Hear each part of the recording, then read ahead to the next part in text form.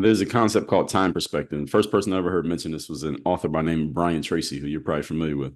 And one of the concept of time perspective is very simple, is that the more successful the person, the further into the future they project the ramifications of their behavior.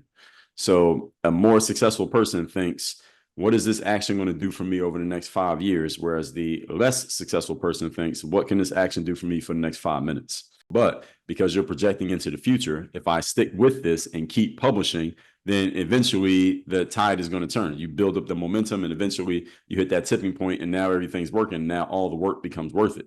The challenge for most people is because they don't have the discipline, and that's connected to the fact they don't have a long-term vision.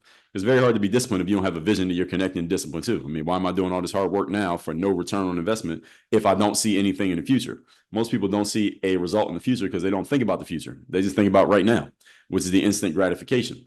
The delayed gratification is what happens later on. But if you don't have the time perspective of the future, then you can never even think about or consider delayed gratification.